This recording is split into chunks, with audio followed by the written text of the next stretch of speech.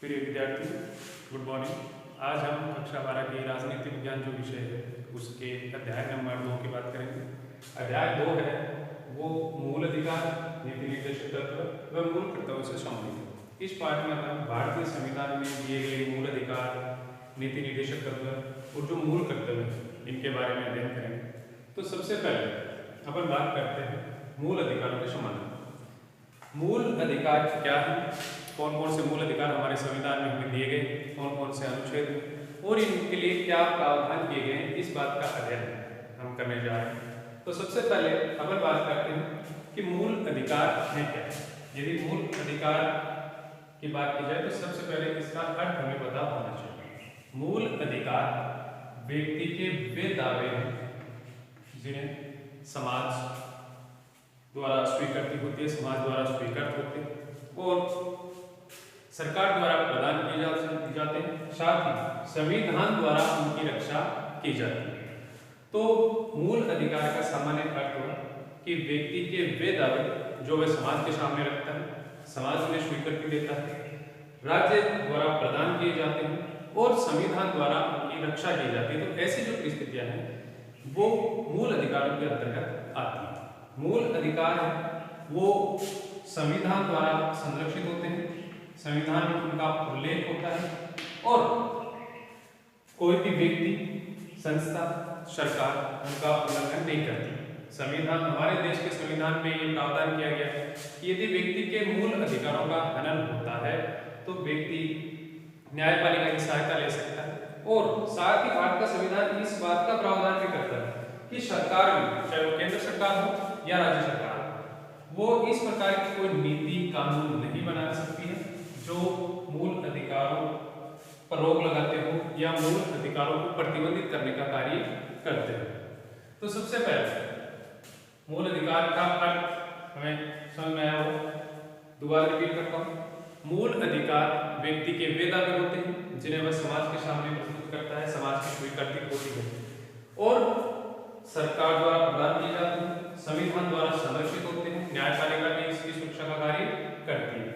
अब बात करते हैं मूल अधिकारों की आवश्यकता क्यों है, मूल अधिकार व्यक्ति के लिए क्यों जरूरी है। तो इसके लिए आवश्यक है कि व्यक्ति जो एक देश में रहता है उसके लिए कुछ ऐसी परिस्थितियां विकसित की जाए या परिस्थितियां उपलब्ध करवाई जाए जिससे वह अपने जीवन का सर्वोत्तम विकास कर सके, सर्वांगीण विकास कर सके। इसलिए सरकार द्वारा, संविधान द्वारा हमें मूल अधिकार प्रदान किए जाते हैं ताकि समाज में रहने वाला हर व्यक्ति अपने जीवन को सर्वोत्तम बना सके, अपनी आवश्यकताएं पूरी कर सके, साथ ही वो अपने जीवन का सर्वांगीण विकास कर सके। संविधान में जो हमें मूल अधिकार दिए गए हैं उन मूल अधिकारों का क्या महत्व है, उनकी आवश्यकता क्या है, इस पर अपन चर्चा करेंगे। तो सबसे पहले मूल अधिकार हमारे लिए क्यों जरूरी है, मूल अधिकार की आवश्यकता क्यों होती है। तो सबसे पहले इसकी बात करते हैं कि मूल अधिकार क्या करते हैं, प्रत्येक व्यक्ति को सुरक्षा देने का काम करते हैं, प्रत्येक व्यक्ति को सुरक्षा।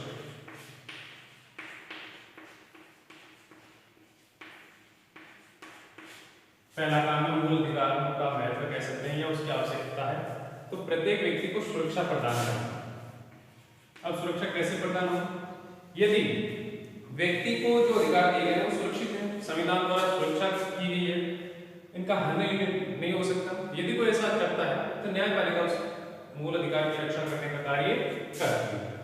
दूसरा पॉइंट आता है अपने पास कि मूल अधिकार है वो क्यों जरूरी है, तो उसके लिए दूसरे पॉइंट पर बात करें तो न्यायिक सुरक्षा। मूल अधिकार व्यक्ति को न्यायिक सुरक्षा प्रदान करते हैं। कहने का तात्पर्य है कि मूल अधिकारों की रक्षा का काम न्यायपालिका करती है। न्यायपालिका, चाहे वो न्यायिक पुनरावलोकन अनुच्छेद 32 के अंतर्गत दिया गया है कि न्यायिक पुनरावलोकन के द्वारा न्यायपालिका सरकार के किसी भी ऐसे कार्य को अवैध घोषित कर सकती है जो मूल अधिकारों पर रोक लगाता हो, उनको सीमित करता हो या प्रतिबंधित करता हो। तो न्यायपालिका है वो मूल अधिकारों की रक्षा करती है और इसके द्वारा जो मूल व्यक्ति के अधिकार हैं वो सुरक्षित रह सकते हैं। अब आगे जो अपने पास पॉइंट है उसकी बात करेंगे तो मूल अधिकार है वो समानता के प्रतीक होते हैं। मूल अधिकार वो किसके प्रतीक हैं? समानता के प्रतीक। समानता के प्रतीक मूल अधिकार है वो बिना किसी भेदभाव के एक देश में रहने वाले सभी नागरिकों को प्राप्त होते हैं, सभी को समान रूप से प्रदान किए जाते हैं। इससे क्या होता है कि एक समाज में, एक देश में रहने वाला जो समाज है उस समाज में समानता स्थापित होती है। जो भेदभाव है, असमानताएं हैं, उनको कम किया जा सकता है, उनको दूर किया जा सकता है। इसलिए मूल अधिकारों की एक देश में आवश्यकता होती है। तो 3 पॉइंट कि मूल अधिकारों व्यक्ति की सुरक्षा का कार्य करते हैं, इसलिए उसकी आवश्यकता है। दूसरा है कि मूल अधिकार है व्यक्ति को न्यायिक सुरक्षा प्रदान करते हैं, न्यायिक सुरक्षा प्रदान होगी तो निश्चित रूप से व्यक्ति के अधिकार हैं सुरक्षित रहेंगे। तीसरा पॉइंट है आपके पास कि समानता के प्रतीक होते हैं। मूल अधिकारों को समानता के प्रतीक हैं। समान मूल अधिकारों के द्वारा समाज में रहने वाले व्यक्ति हैं उनमें किसी प्रकार का जो भेदभाव है उसको समाप्त किया जा सकता है, और जब भेदभाव समाप्त होंगे तो निश्चित रूप से समाज में समानता की स्थिति वो उत्पन्न हो सकेगी। अब आगे जो अपने पास पॉइंट आता है उस पर अपन बात करेंगे कि भारतीय संविधान में जो हमें मूल अधिकार दिए गए हैं वो कौन कौन से हैं, कितने हैं, कौन कौन से अनुच्छेद हैं, उसकी बात करें। तो मूल रूप से हमारे संविधान में हमें 7 मूल अधिकार दिए गए। वर्तमान में हम बात करें तो हमारे पास 6 मूल अधिकार हैं, और मूल अधिकार को मौलिक अधिकार भी कहा जाता है।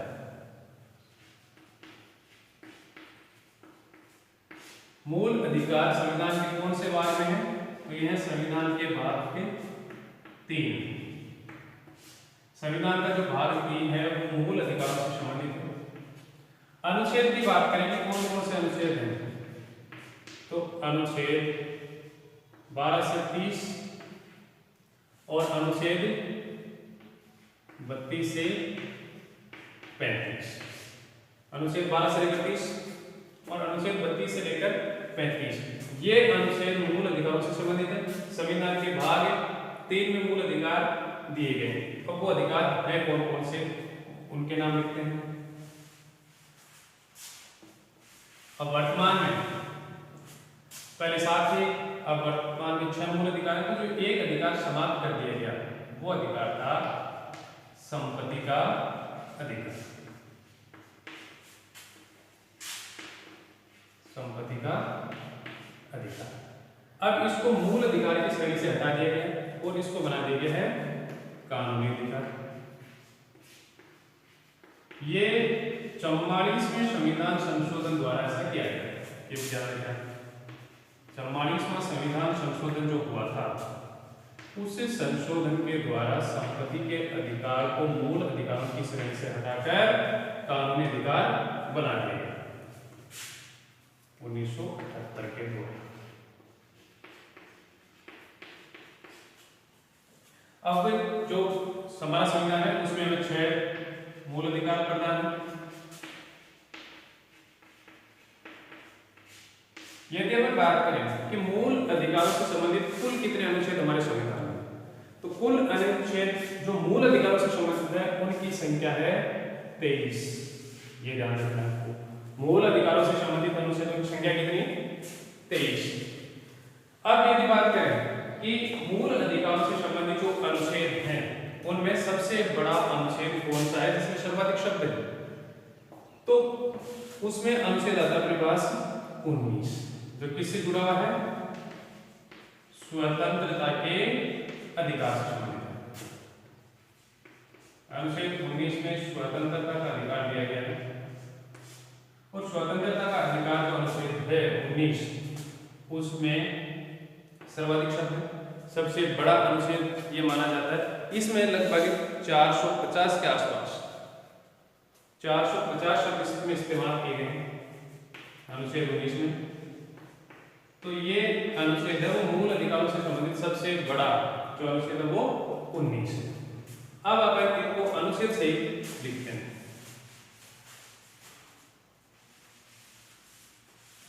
सबसे पहले हमारे पास जो मूल अधिकार आता है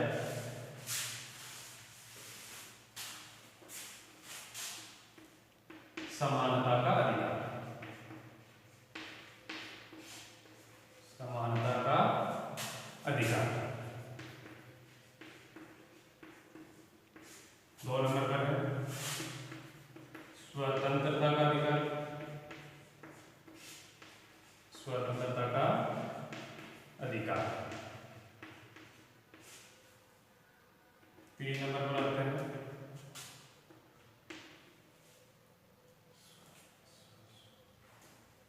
समानता का अधिकार आ गया अपने पास अनुच्छेद 14 से 18। स्वतंत्रता का अधिकार है वो है अनुच्छेद 19, 20, 21 और 22 से।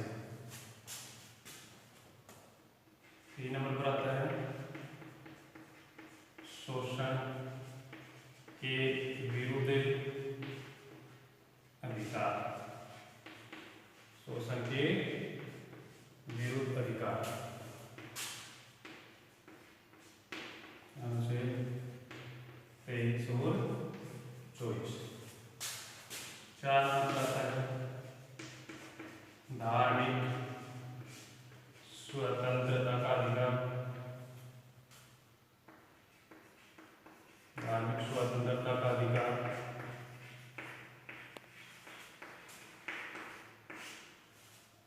अनुच्छेद 25 से 28।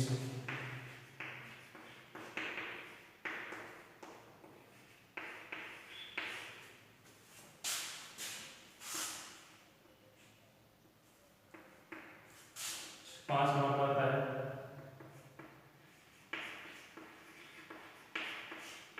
शिक्षा व संस्कृति का अधिकार,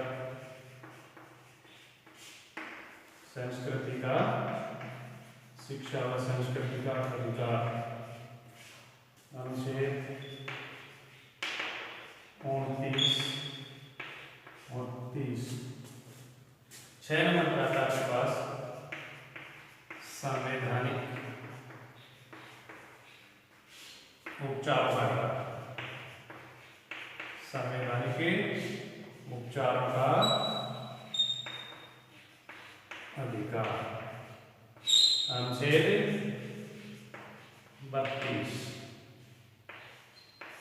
वैसे अपन बात कर रहे थे कि मूल अधिकारों से संबंधित जो अनुच्छेद है अनुच्छेद 12 से 30 और अनुच्छेद 32 से 35, लेकिन मुख्य रूप से ये जो अनुच्छेद है वो ही मूल अधिकारों से संबंधित है। जैसे अनुच्छेद अपन 12 की बात करें तो अनुच्छेद 12 है उसमें मूल अधिकारों की परिभाषा बताई गई कि मूल अधिकार क्या होते हैं, संविधान में इसको परिभाषित किया गया है।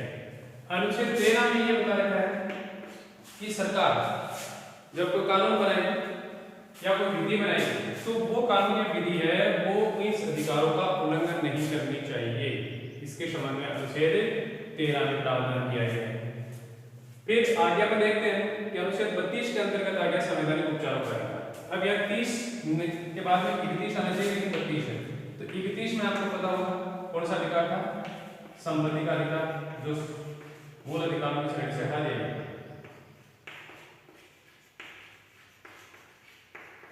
अब अपन बात करेंगे सबसे पहले अपने पास जो मूल अधिकार है जिसका नाम है समानता का अधिकार, इसके संबंध में बात करेंगे। सबसे पहले समानता का जो अधिकार है क्यों दिया गया, इसके पीछे कारण है कि जब देश आजाद हुआ था उस समय जब हमारा संविधान बनाया जा रहा था उस समय देश में बहुत ज्यादा भेदभाव थे, जाति के आधार पर, धर्म के आधार पर, भाषा के आधार पर, जिसके कारण देश की एकता को हानि पहुंच रही थी, देश की जो अखंडता उसको नुकसान हो रहा था। तो इस समस्या का समाधान करने के लिए और सभी लोगों में भ्रातृत्व भावना बढ़ाने के लिए समानता का अधिकार दिया गया जो अनुच्छेद 14 से 18 तक में दिया गया। अनुच्छेद 14 से 18 में विभिन्न प्रकार की समानताओं की बात की गई। जैसे अपन बात करते हैं अनुच्छेद 14 की, तो अनुच्छेद 14 में कानून के समक्ष समान, कानून के समक्ष समान, या इसकी जगह पर कई बार विधि भी पढ़ते हैं तो विधि या कानून एक है, विधि या कानून के समक्ष समानता अनुच्छेद 14 में ही देता है। इसका अर्थ यह है कि सरकार द्वारा न्याय प्रदान करते समय, न्यायपालिका द्वारा न्याय प्रदान करते समय किसी भी प्रकार के कोई भेदभाव नहीं किया जाएगा। कानून की नजर में सब बराबर है, चाहे वो कितना ही बड़ा पदाधिकारी क्यों ना हो या एक सामान्य व्यक्ति क्यों ना हो। कानून सब पर समान रूप से लागू होता है और सभी उसका पालन करते हैं। तो अनुच्छेद 14 है वो कानून के समक्ष नीति के समक्ष समानता का अधिकार में देता है। अब बात करते हैं अनुच्छेद 15 की। अनुच्छेद 15 है ये भेदभाव को समाप्त करता है। अब भेदभाव किस आधार पर? भेदभाव की समाप्ति के संबंध में हम कह सकते हैं, यानी भाषा, जाति, धर्म, लिंग, जन्म स्थान,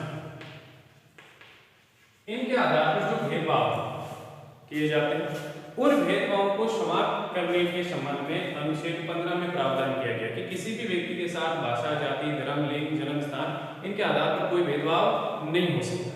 अगर कोई व्यक्ति ऐसा कर रहा है तो निश्चित रूप से वो संविधान का उल्लंघन कर रहा है, कानून का उल्लंघन कर रहा है। अब अपन बात करते हैं अनुच्छेद 16। अनुच्छेद 16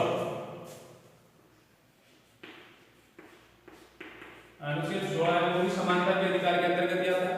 इसमें लोक नियोजन के विषय में अवसरों की समानता दी गई। लोक नियोजन के विषय में अवसर की समानता। अब ये लोक नियोजन का अर्थ क्या है? लोक नियोजन के संबंध में अवसर की समानता, इसका क्या है?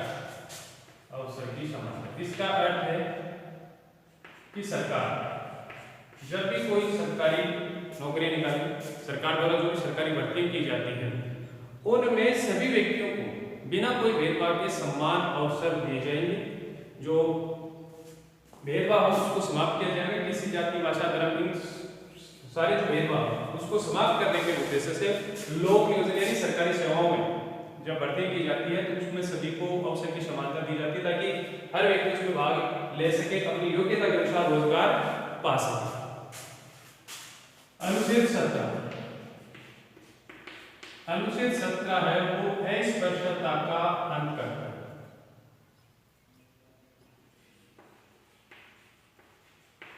अस्पृश्यता का अंत।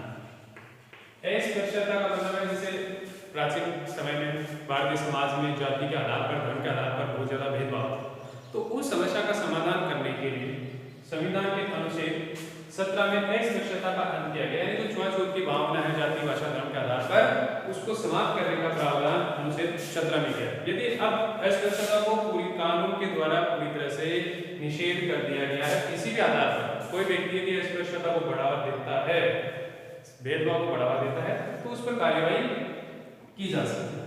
अस्पृश्यता का अंत करने के लिए विभिन्न प्रकार के कानून भी बनाए गए, जैसे अनुसूचित जाति और जनजाति अत्याचार निवारण अधिनियम वो अस्पृश्यता की समाप्ति के लिए बनाए गए कानून, सर्वाधिक कठोर कानून है।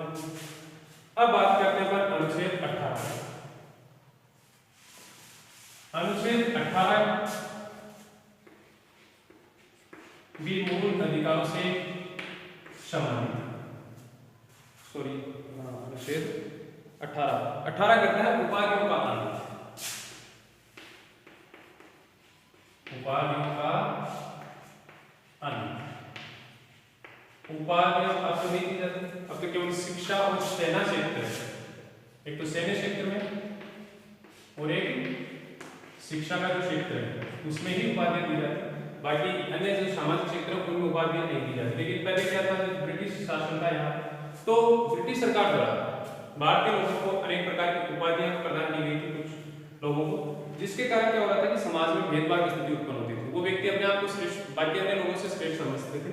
तो इस समस्या का समाधान करने के लिए और समानता स्थापित करने के उद्देश्य से अनुच्छेद 18 में उपाधियों का अंत कर दिया गया। अब ये प्रावधान किया गया है कि केवल दो ही क्षेत्र, एक तो सैन्य क्षेत्र, दूसरा शिक्षा का क्षेत्र, इनमें ही उपाधियां प्रदान की जाएगी। बाकी जो क्षेत्र हैं उनमें कोई उपाधियां नहीं दी जाएगी। यदि भारत का कोई व्यक्ति किसी दूसरे देश से कोई उपाधि प्राप्त करता है तो पहले उसे भारत के राष्ट्रपति द्वारा अनुमति देनी होगी, उसके बाद ही वो उपाधि प्राप्त कर सकता है। तो अनुच्छेद 18 वो उपाधियों का अंत करता है। तो ये अनुच्छेद 14 से 18 तक कुछ संक्षिप्त जानकारी हमें प्राप्त की। अब आगे जो अपने पास अधिकार आता है स्वतंत्रता का अधिकार, जो अनुच्छेद 19 से लेकर 22 में दिया गया है। अनुच्छेद 19 में आपको पहले बता चुका हूं कि भारतीय संविधान के जो अनुच्छेद मूल अधिकारों से संबंधित है उनमें सबसे बड़ा अनुच्छेद है और इसमें लगभग 450 शब्दों का इस्तेमाल किया गया है। अनुच्छेद 19, 20, 21 और 22 ये स्वतंत्रता के अधिकार से संबंधित है, लेकिन अगर मुख्य बात करें तो अपन अनुच्छेद 19 के बारे में करेंगे।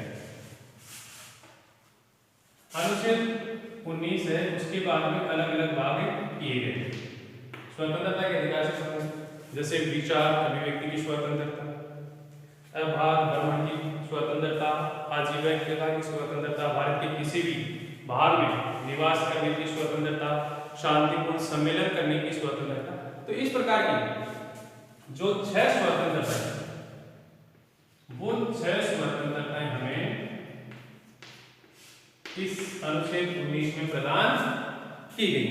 अब सबसे पहले अपन बात करते हैं जैसे विचार व अभिव्यक्ति की स्वतंत्रता 19 फर्स्ट क्या है। अब इसके आगे आगे भाग कर दिए गए। 19 फर्स्ट क्या है, हमें जो स्वतंत्रता देता है वो स्वतंत्रता है विचार व अभिव्यक्ति की स्वतंत्रता। अभिव्यक्ति की स्वतंत्रता, इसका अर्थ है कि भारत का कोई भी नागरिक अपने विचार किसी भी माध्यम से, चाहे वो सभा के माध्यम से हो, समाचार पत्र के माध्यम से हो, लिखकर हो या बोलकर हो, किसी भी माध्यम से अपने विचारों को दूसरे लोगों तक पहुंचा सकता है, अपने विचारों की अभिव्यक्ति कर सकता है। लेकिन साथ ही उस पर यह भी प्रतिबंध लगाया गया है कि यदि उसके विचार अभिव्यक्ति की जो स्वतंत्रता है उससे राष्ट्र की एकता अखंडता को चुनौती मिलती है, नुकसान पहुंचता है या किसी व्यक्ति के अधिकारों का हनन होता है, तो उसकी विचार व अभिव्यक्ति की स्वतंत्रता पर रोक लगाई जा सकती है। ऐसा संविधान में स्पष्ट प्रावधान किया गया है। अब अपन बात करते हैं अस्त्र शस्त्र रहित शांतिपूर्ण सम्मेलन की स्वतंत्रता। अनुच्छेद 19 वही फर्स्ट, फिर इसमें क्या कर दिया गया, शांतिपूर्ण सम्मेलन की स्वतंत्रता। शांतिपूर्ण सम्मेलन की स्वतंत्रता, इसका अर्थ है कि व्यक्ति जो समुदाय समूह बना सकते हैं, समूह बनाकर शांतिपूर्ण सम्मेलन कर सकते हैं, लेकिन शर्त यह है कि वो सम्मेलन बिना कोई अस्त्र शस्त्र के हथियारों के आयोजित होना चाहिए और उस सम्मेलन से देश की एकता अखंडता को या किसी व्यक्ति के व्यक्तिगत जो अधिकार है उनको हानि नहीं पहुंचनी चाहिए। तो इस अनुच्छेद 19 फर्स्ट के द्वारा हमें ये स्वतंत्रता दी गई कि हम शांतिपूर्ण सम्मेलन कर सकते हैं और सम्मेलन के माध्यम से विचारों लोगों तक पहुंचा सकते हैं, लेकिन ये भी शर्त है कि वो सम्मेलन अस्त्र शस्त्र रहित होना चाहिए, यानी सम्मेलन करते समय किसी प्रकार के जो घातक हथियार हैं वो हथियार वहां नहीं होने चाहिए। इस बात को भी ध्यान में रखना होता है। आगे अपन बात करते हैं संघ व समुदाय की निर्माण की स्वतंत्रता। अब इसी आगे क्या गया भाव होते जाएंगे गै में संघ व समुदाय बनाने की स्वतंत्रता। समुदाय बनाने की स्वतंत्रता, संविधान में स्वतंत्रता देता है कि व्यक्ति वो अपना समुदाय बना सकते हैं, संघ बना सकते हैं, जिससे समाज में एकता बढ़े, लोगों में वैचारिक आदान प्रदान हो। तो इस प्रकार की स्वतंत्रता वो अनुच्छेद 19 फर्स्ट के द्वारा हमें दी गई कि हम संघ व समुदाय बना सकते हैं। आगे बात करते हैं स्वतंत्र आने जाने की स्वतंत्रता।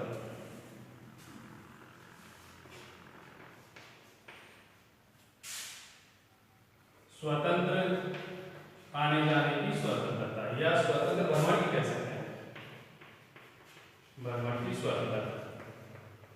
अनुच्छेद 19 फर्स्ट में ये प्रावधान किया गया कि हम भारत के किसी भी राज्य में किसी भी क्षेत्र में भारत की सीमाओं के अंतर्गत जो क्षेत्र है उस क्षेत्र के किसी भी भाग में बिना कोई रोक टोक के एक स्थान से दूसरे स्थान पर आ सकते हैं, जा सकते हैं। कहने का तात्पर्य कि हम स्वतंत्रता पूर्वक वहां भ्रमण कर सकते हैं। इसकी स्वतंत्रता हमें अनुच्छेद 19 फर्स्ट में दी गई है।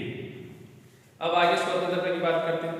निवास कर की स्वतंत्रता ये दिया गया है अनुच्छेद निवास की जो स्वतंत्रता के बारे में बताया गया है वो हमें दिया गया अनुच्छेद 19 फर्स्ट अमेंडमेंट। निवास की स्वतंत्रता,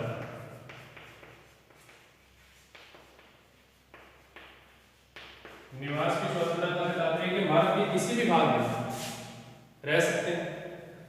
पहले जम्मू कश्मीर के संबंध में जरूर एक अपवाद कि वहां पर स्थायी रूप से जमीन खरीद कर निवास नहीं कर सकते, लेकिन वहां पर भी अब धारा 370 उसको समाप्त कर दिया गया है और अब हम भारत के किसी भी राज्य में स्थायी रूप से निवास कर सकते हैं। निवास करने की स्वतंत्रता हमें दी गई। आगे अपन बात करते हैं जो स्वतंत्रता दी गई है उसी के संबंध में। तो इस प्रकार से हम देखते हैं कि जो मूल अधिकारों के अंतर्गत स्वतंत्रता का अधिकार दिया गया है अनुच्छेद 19 में, उसमें 6 प्रकार की स्वतंत्रता हमें प्रदान की गई है। साथ ही अब बात करते हैं अनुच्छेद 19 फर्स्ट 6, उसमें है व्यापार व आजीविका की स्वतंत्रता। इसमें प्रावधान किया गया है कि व्यक्ति व्यापार कर सकता है, अपनी आवश्यकताएं पूरी करने के लिए वो विभिन्न प्रकार के काम धंधे कर सकता है, आजीविका चला सकता है। तो इसकी स्वतंत्रता अनुच्छेद 19 फर्स्ट 6 में प्रदान की गई। लेकिन साथ ही उस पर ये रोक लगाई गई कि उसके द्वारा कोई भी ऐसा कार्य नहीं किया जाए जिसके द्वारा देश को नुकसान पहुंचे, समाज को नुकसान पहुंचे। कहने का मतलब है कि जो अवैध व्यापार है उस पर रोक लगाई।